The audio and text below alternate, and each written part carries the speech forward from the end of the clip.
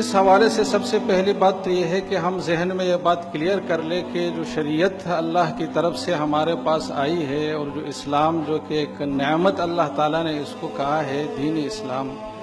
اس کا بنیادی مقصد کیا ہے، اللہ تعالیٰ کیا چاہتے ہیں اس دین کو اپنے بندگان اور اپنے بندوں کو دینے سے۔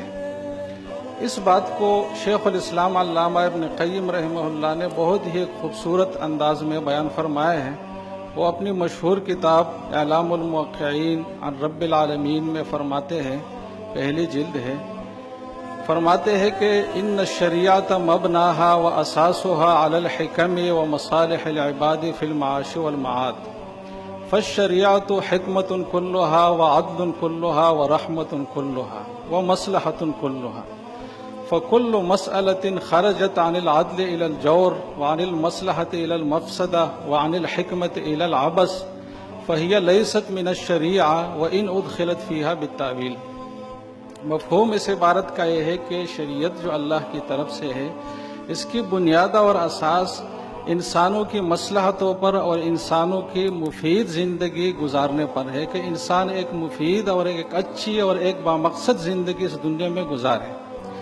شریعت پوری کی پوری مصلحت ہے، پورے کا پورا عدل و انصاف ہے، پورا کا پورا حکمت ہے کہ وہ حکمت کی بجائے فساد کا اور بے تدبیری کا باعث ہو، عدل کی بجائے ظلم کا باعث بن رہا ہو، اور حکمت کی بجائے وہ مفسدہ اور مصلحت کی بجائے فساد کا باعث بن رہا ہو، تو وہ مسئلہ شریعت کا تقاضا نہیں ہو سکتا، اگرچہ کسی تعویل سے اس کو شریعت میں داخل سمجھا جائے۔ تو اسی سے ہمیں یہ بات واضح ہو جاتی ہے کہ شریعت کے احکام تمام کے تمام مصالح پر اور انسانوں کے لیے آسانیوں پر مشتمل ہے۔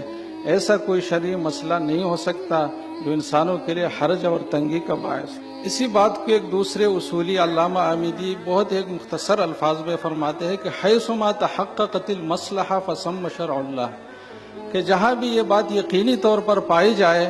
کہ مصلحت ہے، فائدے کی چیز ہے، تو وہاں آپ سمجھے کہ شریعت کا بھی وہی تقاضا ہے۔ تو مصلحت اور شریعت یہ مترادف الفاظ ہیں۔